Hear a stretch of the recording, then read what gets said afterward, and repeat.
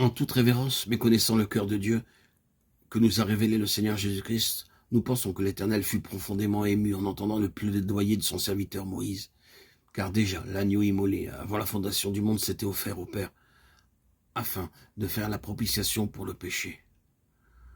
Moïse demanda à Dieu que le péché d'Israël soit pardonné, sinon d'être effacé du livre de vie. Moïse voit maintenant le mal du point de vue divin, et il sait que le péché demande un sacrifice. Cette révélation est pénétrée en son cœur. Aussi, réfléchissant sur la rébellion d'Israël par la faute du veau d'or, la pensée survient en Moïse que Dieu accepterait peut-être qu'il fût le sacrifice, et qu'ainsi il obtiendrait le pardon pour le peuple.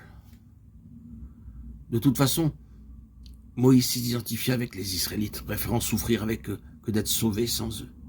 Certes, il ne se doutait pas alors qu'il devenait l'un des prototypes du Fils de Dieu, lequel, manifesté dans la chair, devait s'identifier avec les pécheurs et devenir péché à leur place, lui qui ne connaissait point le péché, afin que nous devinssions justice de Dieu en lui. 2 Corinthiens 5, 21. Animé par l'Esprit de Dieu, Moïse voit maintenant les Israélites comme Dieu les voit. Et il est ému pour eux d'une indicible compassion. Il ne peut plus voir le monde comme il le voyait autrefois. Eh bien, qu'il haïsse le péché, il a compassion des pécheurs. Dieu exauça Moïse en ce sens qu'Israël ne fut pas rejeté, mais le peuple dut souffrir par la suite des inévitables conséquences de son péché. Dès lors, une communion plus intime s'établit entre Dieu et son serviteur. Moïse n'attend plus d'être appelé. Il a libre accès en la présence même du Tout-Puissant. Pour ces rencontres, une tente a été dressée en dehors du camp. C'est là qu'il va pour rencontrer Dieu. Lorsque Moïse s'y rendait, tout le peuple se tenait debout à l'entrée des tentes. Et lorsqu'il y pénétrait, la colonne de nuée descendait à l'entrée. Alors tout le peuple se prosternait. Exode 33, 8, 11.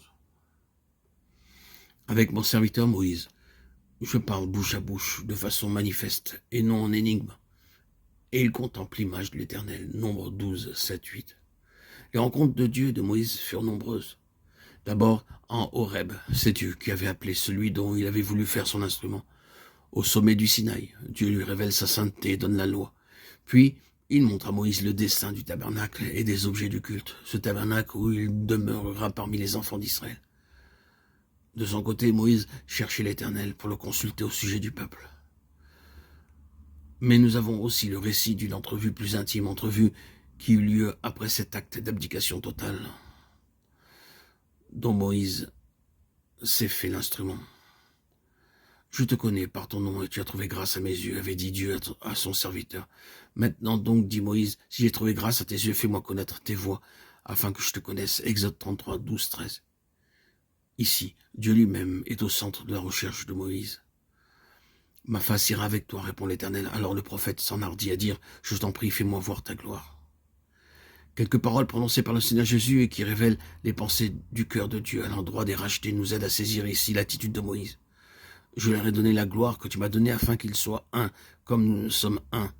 Père, mon désir est que là où je suis, ce que tu m'as donné, ils soient aussi avec moi afin qu'ils contemplent la gloire que tu m'as donnée. Jean 17, 22, 24.